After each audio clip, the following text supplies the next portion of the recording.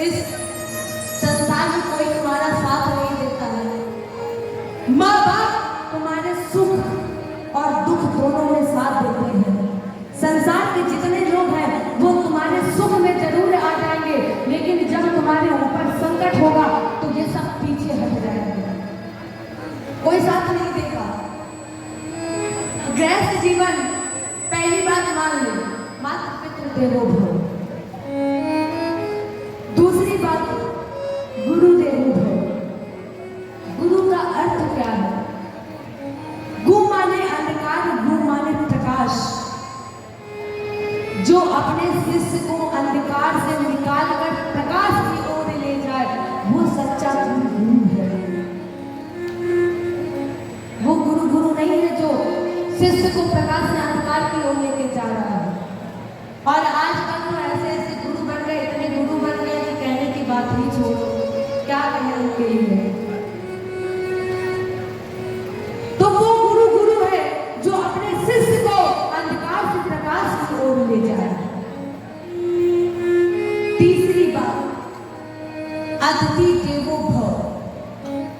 कौन से अतिथि? वो अतिथि नहीं जो पहले से ही फोन करके बता रहे कि हम यहाँ पर आ रहे, इतने बजे आ रहे। वो अतिथि नहीं होते हैं। अतिथि वो होते हैं जो अचानक आपके दरवाजे पर आ जाए, वो अतिथि होते हैं। इसलिए राजेश ये तीन बातें मान लीजिए तो आपका गृहस्थ जीवन सफल हो जाएगा। यही प्रियव्रत ने किया। नारद के उपदेश से विरक्त होने के बाद इनके माता पिता का निर्देश था, इसलिए इन्होंने दो विवाह किए। प्रथम विवाह इनका विश्वकर्मा की पुत्री बृहस्पति जी से हुआ, जिनसे इनके 10 पुत्र हुए और एक कन्या पैदा हुई, जो शुक्राचार्य जी के साथ ब्याही गई। 10 पुत्रों में से 3 पुत्र कवि, महावीर और शवन, इन्होंने नैतिक ब्रह्मचर्य ले लिया। अब प्रियव्रत के पास बचे 7 पुत्र। दूसरी पत्नी से 3 पुत्र पैदा हुए, उत्तम, तामस और वैभव। ये तीनों अपने नाम वाले मनवंतरों के स्वामी हुए। राजेंद्र के वो प्रियव्रत है जिन्होंने रथ पर बैठकर भगवान सूर्य की 7 परिक्रमा की। इन 7 परिक्रमाओं से इस पृथ्वी पर 7 रास्ते बने और यही 7 रास्ते 7 समुद्र के रूप में परिवर्तित हो गए। परिणाम स्वरूप जब 7 समुद्र बन गए तो ये सारी पृथ्वी 7 भागों में विभक्त हो गई, बट गई। और इस पृथ्वी की नाप है 50,000 करोड़ योजन। एक योजन में 4 कोस होते हैं, एक कोस में 3 किलोमीटर होते हैं और ये 7 किलोमीटर। प्रियव्रत के पास 7 ही पुत्र बचे थे। इन्होंने अपने 7 पुत्रों को एक एक द्वीप का राजा बना दिया। प्रथम द्वीप के राजा बने नाभि, जिनकी पत्नी का नाम था मेरुदेवी। बहुत समय तक इनकी संतान नहीं हुई तो इन्होंने पुत्रेष्ठ यज्ञ कराया। पुत्रेष्ठ यज्ञ के प्रसाद से इन्हें एक पुत्र की प्राप्ति हुई, जिसका नाम रख गया ऋषभ। ये वो भगवान है, देखो ये भी एक 24 अवतारों में भगवान का अवतार है, ऋषभ देव जी का। जब इनका प्राकट्य हुआ तो वहां आनंद आ गया। इंद्र को द्वेष हुआ, जलन हो गई, तो इसने उस राज्य में, इनके राज्य में वर्षा करना बंद कर दी। तो ऋषभ देव जी ने अपने तप बल के द्वारा अपने राज्य में वर्षा की। इंद्र हार मान गए और जब इंद्र हार मान गए तो इंद्र की पुत्री जयंती के साथ विवाह किया। और जब जयंती का विवाह ऋषभ देव जी के साथ हो गया, इनसे 100 पुत्र पैदा हो गए। इन 100 पुत्रों में से राजेंद्र 9 पुत्र योगेश्वर नाम से प्रसिद्ध हुए। जैसे कवि हरि अंतरिक्ष प्रभु चमस धूमिल कर 81 पुत्र नैतिक ब्रह्मचारी बन गए। अब इनके पास बचे 10 पुत्र। 10 पुत्रों में से सबसे बड़े पुत्र का नाम था भरत। ऐशाम खल महायोगी और ज्येष्ठ श्रेष्ठ गुण आसी थे,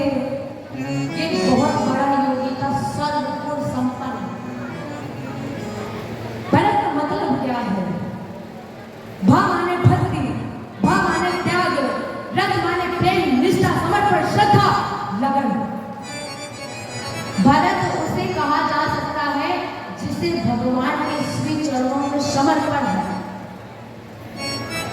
आप देखो इतिहास में 3 भरत हुए,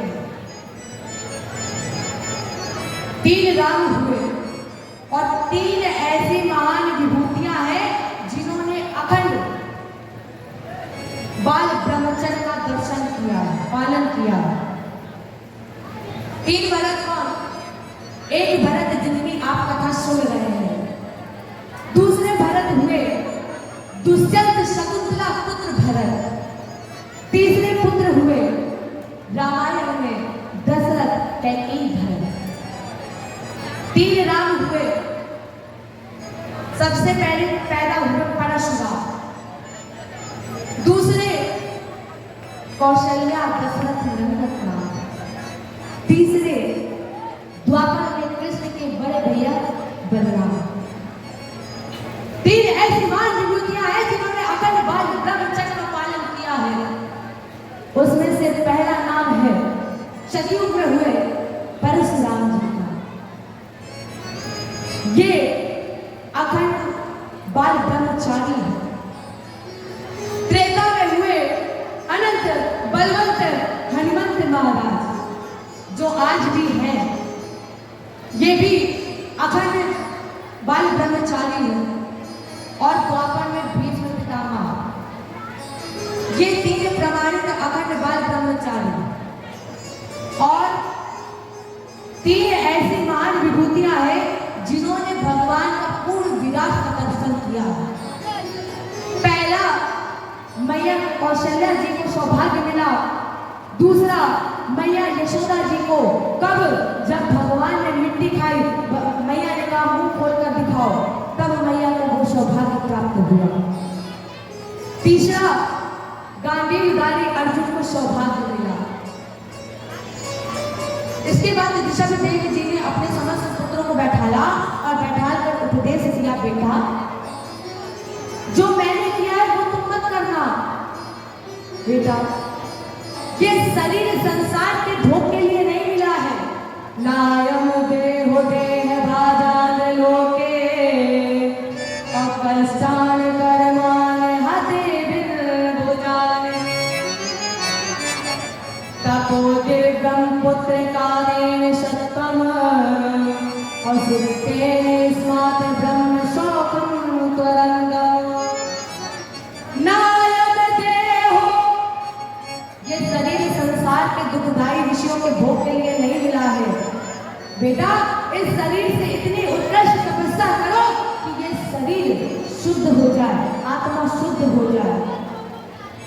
बेटा जिंदगी में हजारों का मेला जुड़ा, हंस जब जब उड़ा तब अकेला उड़ा। इतनी उत्कृष्ट तपस्या करो कि तुम्हारी आत्मा शुद्ध हो जाए, अनंत ब्रह्म को प्राप्त कर लो। इसके बाद इन्होंने भरत जी को राजा बनाया और स्वयं दिगंबर वेश धारण कर लिए और परमहंस बन गए। इनके द्वारा जो धर्म चलाया गया वो आज विश्व में जैन धर्म के नाम से जाना गया। भरत राजा बने जिन्होंने विश्व रूपी कन्या पंचजनी से विवाह किया, जिनसे 5 पुत्र पैदा हुए, सुमति, राष्ट्रव्रत, आवरण, सुदर्शन, धूम्रकेतु। कुछ समय तक भरत जी ने राज का भोग किया। इसके बाद इन्होंने सबसे बड़े पुत्र सुमति को राजा बनाया और राजा बनाकर ये गंडकी नदी के किनारे तपस्या करने के लिए चले गए। ये गंडकी नदी वो नदी है जिसका कुछ हिस्सा यूपी में, कुछ हिस्सा बिहार में और कुछ हिस्सा नेपाल में। इसी गंडकी नदी में हमारे भगवान प्रकट होते हैं, भगवान होते हैं, भगवान रहते हैं। अब देखना राजेंद्र, जिस भरत ने भगवत भजन के लिए राज का भोग छोड़ दिया, राज छोड़ दिया, आज वही भरत एक नई के मोह में बंध गए। एक दातु महानाथम अकृताभिषेक नैमिका वश्यो। स्नान कर रहे थे, स्नान करने के बाद इन्होंने अंजलि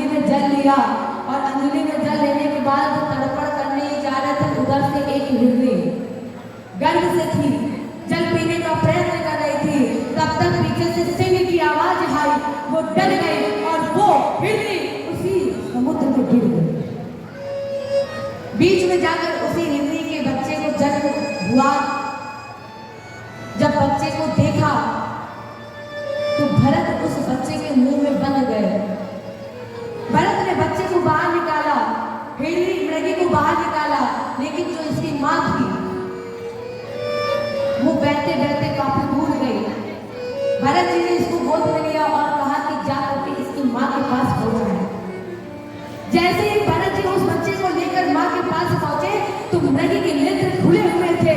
भरत जी ने जब उस हिरनी को देखा तो ऐसा लग रहा था उस नेत्र से वो हिरनी कह रही है, भैया भरत, मैं तो इस संसार से जा चुकी हूँ, लेकिन अब मेरे इस बेटे का पालन पोषण तुम्हें ही करना है।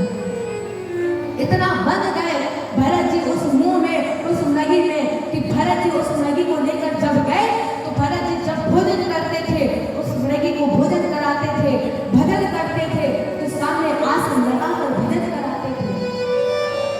और वैसे भी वो जानवर कब तक बंधा रहता? जानवर कभी बंधा तो रहता नहीं है। एक दो बार निकला, वापस आ गया, लेकिन अब की बार जब निकला तो वो लौट कर नहीं आया। शाम हो गई थी, भरत जी ने आशा लगाया, भगवत भजन करने लगे। और जब ये भगवत भजन करने लगे तो इनके मन में एक विचार आ गया। क्या विचार आया? भैया भरत, ये जो सामने आसन खाली पड़ा है ना, अगर वो मृगी होती ना तो ये आसन खाली ना होता। इतना रोए भरत जी वियोग में, इतना रोए कि रोते रोते इनके प्राण निकल गए। और जब इनका दूसरा जन्म हुआ तो ये मृगी के रूप में जन्म हुआ। देखो, व्यक्ति की चार चीजें कभी नहीं बदलती हैं: मन, बुद्धि, चित्त और अहंकार। अगर मन तुम्हारा मरते समय भगवान में लगा है तो ये निश्चित है कि तुम परमात्मा को प्राप्त करोगे। भरत जी ने जब शरीर छोड़ा तो भरत जी का मन मृगी में लग गया, इसलिए भरत जी को मृगी बनना पड़ा। इन्हें पूर्व जन्म का कुछ ज्ञात था, इसलिए ये फिर भगवत भजन करने लगे। और अब की बार जब इन्होंने भगवत भजन किया और अब की बार जब शरीर छूटा, अब की बार जब मृग शरीर छूटा तो इनका तीसरा जन्म हुआ ब्राह्मण कुल में। वर्ष अंगिरा अप्रवरस समदम तपः। एक अंगिरा ब्राह्मण था जिसकी दो पत्नियां थी। इनकी प्रथम पत्नी से 9 पुत्र पैदा हुए थे, दूसरी पत्नी से एक पुत्र, एक जोड़ा, एक पुत्र और एक पुत्री, जिसका नाम था भरत। भरत जी को पूर्व जन्म का ज्ञात था। भरत जी ने सोचा, पहले जब हम मृग के मुंह में बन गए तो हमें मृग बनना पड़ा, दूसरी बार मृग बने, जब शरीर छूटा तो ब्राह्मण कुल में आ गए, और अब की बार फंसाने के लिए मुंह में ना जाने कितने संबंध है, ना माता पिता है, भाई है, बहन है, और अगर इस मोह माया के बंधन में हम बन गए तो फिर हम भगवत भजन नहीं कर पाएंगे। इसलिए इसने क्या करना शुरू किया? भरत जी घर के काम सब बिगाड़ देते थे और गांव के काम संभाल देते थे। भरत जी से जब कहा जाता था कि आज एकादशी है, व्रत रहना है, तो भरत जी उल्टा करते थे। जब व्रत रहना होता था तो भरत जी 11 बार भोजन कर ले। इसलिए लोग इन्हें कहने लगे पागल, इसलिए इनका नाम रख दिया गया जड़ भरत। इनके भाई थे, जब इनके भाइयों का विवाह हुआ, 9 भाई 9 देवियां घर में आ गई, और जहां 9 देवियां आ जाए वहां तूफान ना हो, ऐसा तो हो ही नहीं सकता है। उन देवियों ने कहा कि इतना हट्टा छट्टा है, रोटा ताजा है,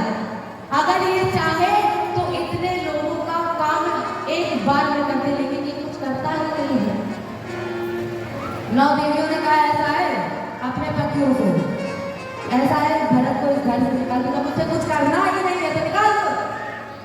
भरत जी को फिर भी कोई फर्क नहीं पड़ा।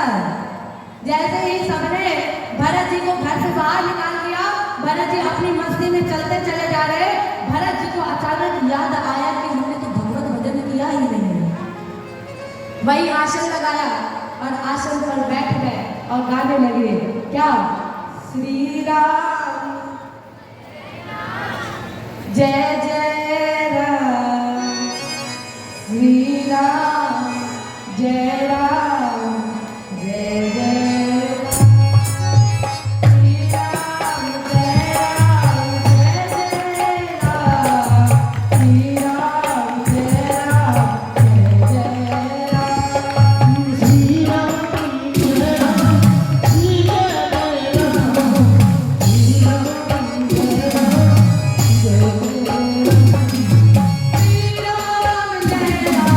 राम,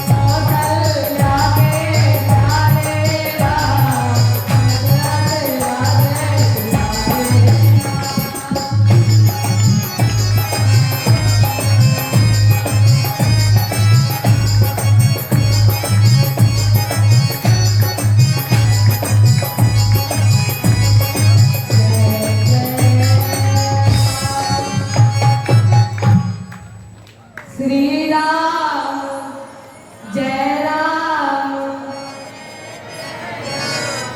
श्री राम जय जय।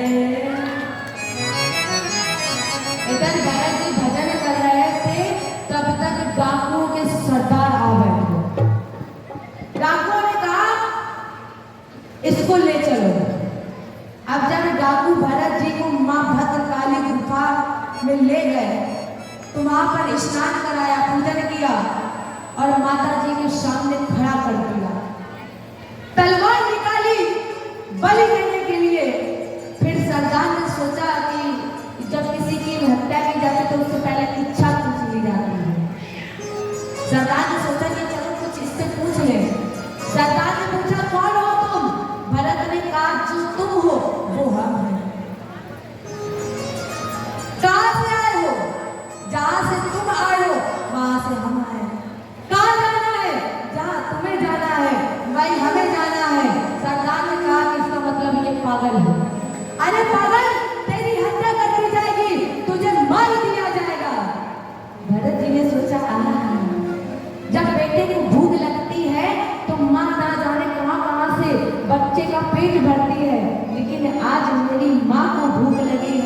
आज मेरी माँ ने इस भरत को चिढ़ाया। भरत जी ने आवाज लगाई, माँ ओ जंगल के राजा मेरी मैया को लेकर आओ। और जैसे ही आवाज लगाई भरत जी ने, माँ वहीं पर प्रकट हो गई। माँ जी ने सभी डाकुओं की हत्या कर दी और जब सभी डाकुओं को मार दिया, माँ आत्महित हो गई। अब भरत जी मैया को प्रणाम कर पाए नहीं कर पाए, भरत जी को कोई ना दुख और ना सुख। अब आपके सामने माँ हो और आप उन्हें प्रणाम ना कर पाओ तो आपको दुख होगा कि नहीं होगा कि मेरे सामने माँ आई और मैंने माँ को प्रणाम नहीं कर पाया। लेकिन ये भरत जी को कोई मतलब नहीं, कोई फर्क नहीं पड़ा। भरत जी फिर अपनी मस्ती में इधर अध सिंधु सौवीर पते राजन रहुगढ़ से अभ्रजत इच्छु मत्स्य तटे तट कुलपतिना। सिंधु देश का राजा रहुगढ़ पालकी पर बैठा इक्षत नदी के किनारे कपिल भगवान को अपना गुरु बनाने जा रहा था। लेकिन देखिए कैसे जा रहा था, पालकी पर बैठकर। बल्कि जबकि अगर गुरु बनाने आप जा रहे हो तो फिर कैसे जाओ, राजसी अभिमान में नहीं जाओ। रहुगढ़ राजसी अभिमान में जा रहा था, लेकिन हमारे बाबा ने संकेत दिया कि संत मिलन को जाइए तज माया अभिमान, जो जो पग आगे धराए कोटि व्यक्ति समान। और रहुगढ़ पालकी पर बैठकर जा रहा था। एक कार अस्वस्थ हो गया तो कार में पालकी उतार दी और रहुगढ़ ने कहा ऐसा है कि एक कार को ढूंढ कर लाओ। इधर भरत जी भगवत वदन कर रहे थे। कारों ने देखा कि ये हट्टा कट्टा है, मोटा ताजा है, तो ये एक तरफ संभाला होगा। वो कार भरत जी को ले गए, लेकिन फिर भी देखो डाकू ले गए तब भी कोई फर्क नहीं पड़ा। और अब की बार जब कार लेकर फिर भी भरत जी को कोई फर्क नहीं पड़ा, चल पड़े साथ में। अब जिसने कभी पालकी पकड़ी ना हो, कभी चलाई ना हो, वो क्या चलाना जाने। भरत जी पालकी उठाए लेकर चल पड़े। जब नहीं संभाल पा रहे थे तो रहुगढ़ ने भरत को देखकर उल्टा बोलना प्रारंभ कर दिया।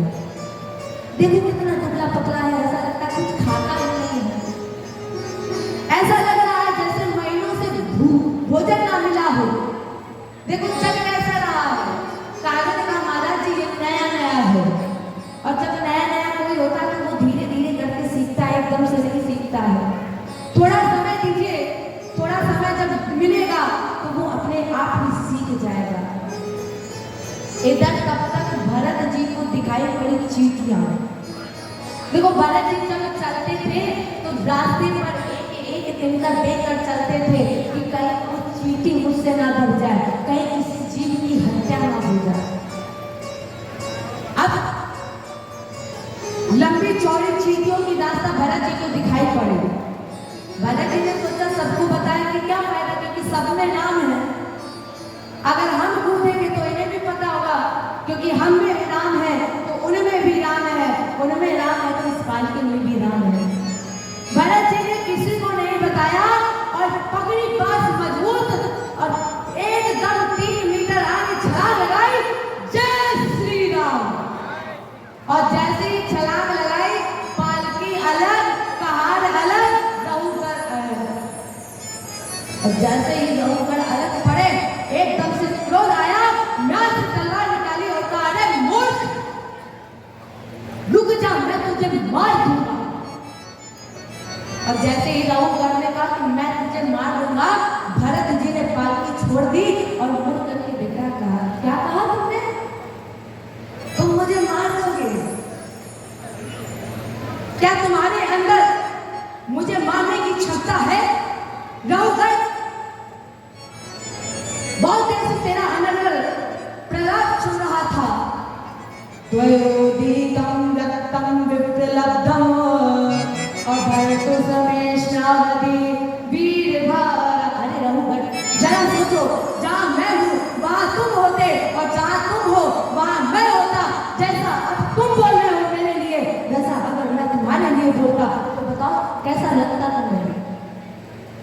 अर्थात राजेंद्र, जो व्यवहार तुम्हें अच्छा ना लगे वो दूसरों के साथ वैसा व्यवहार कभी नहीं करना चाहिए।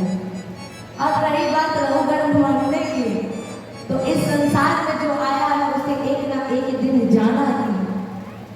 अच्छा रघुगण, एक बात बताओ, वेदांत ये कहता है कि ये शरीर नहीं आत्मा है, और रघुगण आत्मा ना कभी जन्म लेती है और ना कभी मरती है। जो जन्मा सो अवसन सावे, जौन न सावे पुनः प्रकाशे, और आकर 4,84,000 जात जीव जल थल नवराश। आने वाले को जानना है निश्चित है रघुगण, आया है सुझाएगा राजा रंगपति, कोई हाथी चल चला तो बन गया नदी। रघुगण ने कहा ओ उसका मतलब ये कोई पागल नहीं है, इसलिए उठाकर सर देखा, तलवार फेंककर चरण पकड़ लिए। पंडित जी महाराज जी, हे ब्राह्मण महाराज, हे गुरुदेव, आप क्रोध मत कीजिए, क्योंकि राम विषम के सुरराज दुर्दानन। महाराज जी, मुझे भय नहीं है शंकर जी के त्रिशूल का, मुझे भय नहीं है भगवान विष्णु के सुदर्शन चक्र का, और ना मुझे भय है ब्रह्मा के ब्रह्मास्त्र का। अगर मैं डरता हूं, अगर मैं किसी से डरता हूं तो वो आप जैसे तपोनिष्ठ ब्राह्मण से, क्योंकि मुझे पता है विप्र वंश की अस्त्र प्रभुताई अभय न होई तो इन्हें। महाराज जी, मुझे डर लगता है क्योंकि ब्राह्मण का अनित अगर कर देते हैं तो फिर उसका वंश नहीं चलता है। अरे मैं तो मूर्ख हूँ, मैं अज्ञानी हूँ, मुझे अभिमान था, वैसे भी मनुष्य तो गलती की तिथि होती है, इसलिए महाराज जी मेरा अपराध क्षमा कर दो। नमो नमः कारण विग्रहाय, स्वरूप तुच्छेकृत विग्रहाय, नमो विभूते द्विजदंडुलिंगा। लोक संरक्षण के लिए शरीर धारण करने वाले ब्रह्मबंध के समान अपने नित्य ज्ञान को ढांकने वाले परमहंस अद्भुत ब्रह्मण श्रेष्ठ हम आपको प्रणाम करते हैं। मेरा अपराध क्षमा कर दीजिए, मुझे क्षमा कर दीजिए ब्राह्मण। वास्तव में रघुगण वही हिरण का बच्चा है। भरत जी समझाने लगे रघुगण, भगवान ने गीता में कहा है नैनम चिन्नति संस्कारी और नैनम गाति पावका अन्नाचनम वेदन्त्यापो नासोस्यति मारुका। अब बताओ रघुगण, इतना ही बासांसि जीराणि यथा विद्या और नवानि ग्रहति नरोपराणि। अरे रघुगण, जैसे एक व्यक्ति जब नया वस्त्र पहनता है दूसरे वस्त्र को उतार देता है तो वस्त्र के उतारने से शरीर नहीं मरता है, उसी तरह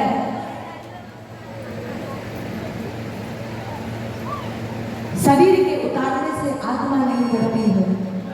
प्यारे, धन के घमंड को प्यारे आज तुम निकाल दे हो, क्योंकि दौलत खजाना सब यही रह जाना। इतना ही नहीं, थोड़ी सी जिंदगी में सिया नाम ध्यान धरो, आया है जहां से फिर वही जाना है। जब लड़ाई करने का कोई काम नहीं और काहे किसी से बैर कर जाना है। लाखन में एक बात तुमको बताया जाए,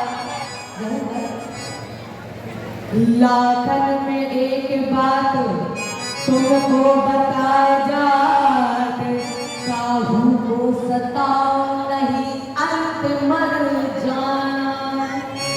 रघुगण का अभिमान हुआ, यही से पीछा लेकर वापस चले और आपने ये भरतुक आख्यान सुना। इसके पश्चात भरत जी के वंश का जो वर्णन देना प्रारंभ किया था, राजे ने तुम्हें दूसरे बताया था कि प्रियव्रत ने अपने रथ के पहियों से इस पृथ्वी को 7 भागों में बांटा है, जिनके मैंने आपको नाम में बताए थे। 3 लोक है, आकाश, पृथ्वी और पाताल। इनको 14 भागों में विभक्त किया गया। इसी प्रकार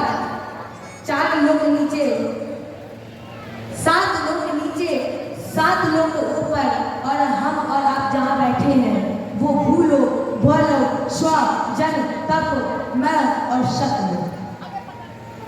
राजेंद्र इसी पृथ्वी के नीचे 10-10 हजार योजन की दूरी पर 7 लोग हैं, जिन 7 लोगों के नाम हैं अतल, वितल, सुतल, रसातल, तलातल, महातल और पाताल। राजा परीक्षित का गुरु जी एक सेकंड रुक जाओ।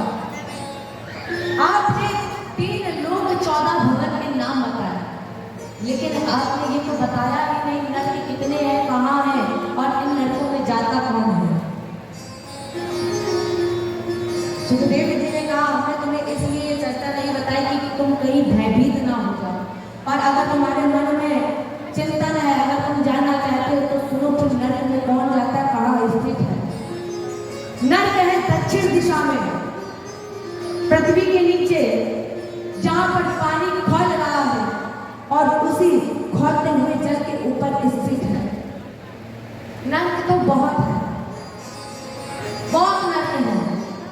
उसमें से हम कुछ नर्कों के नाम आपको बता रहे हैं। तामिस्र, अंधसामिस्र, रौवर, अर्धरावर, कुंभिपाक, कारसूत्र, आशिकवन, कई नाम है नर्कों के। अब राजेंद्र इन नर्कों में जाता कौन है, सुनिएगा ध्यान से। कौन जाता है नर्कों में? जो स्त्री का, बच्चों का हरण करते हैं, जो स्त्री और बच्चों का हरण करके भोग करते हैं, वो नरक में जाते हैं। इतना ही नहीं, जो मांसाहारी है वो नरक में जाते हैं, शराब का सेवन करते हैं वो नरक में जाते हैं। जैसे ही मैंने का वर्णन किया तो राजा परीक्षित कांपने लगे। राजा परीक्षित का गुरु जी मनुष्य गलतियों का पुतला है, महाराज जी जल्दी से आप नरकों से बचने का कोई उपाय बता दो। सुखदेव जी ने कहा बेटा केवल एक उपाय है, क्या? भगवान की शरण, भगवान करना। अरे लोग शराब पी के ऐसे सड़क पे पड़े रहते हैं। अरे रंग चढ़ाना है तो जिस तरह से मीरा ने हमारे गिरधर का रंग चढ़ाया था उस तरह से रंग चढ़ा करके देखो ना, तब पता चले कि नशा क्या होता है। जिस तरह से सबरी ने रंग चढ़ाया था, राम जी का इंतजार किया था, उस तरह से एक बार राम जी का इंतजार करके देखो ना क्या होता है। नशा अगर चढ़ाना है तो हमारे प्यारे गोविंद का चढ़ा लो। जब इनका एक बार नशा चल गया तो जीवन में कभी इनका नशा उतरेगा नहीं। अरे मीरा की तरह दीवानी बन करके देखो ना एक बार। हो मेरा दीवानी मीरा, सभी भक्त झूमते हुए दोनों हाथ लगाएं। और अगर आपको मीरा की तरह दीवानी बनना है तो झुमाते हुए बनता है झुमाना। और अगर आप लोग खड़ा होना चाहे तो खड़ी भी हो जाइए, क्योंकि इतनी देर से बैठी है हो सकता पैर में दर्द होने लगा हो।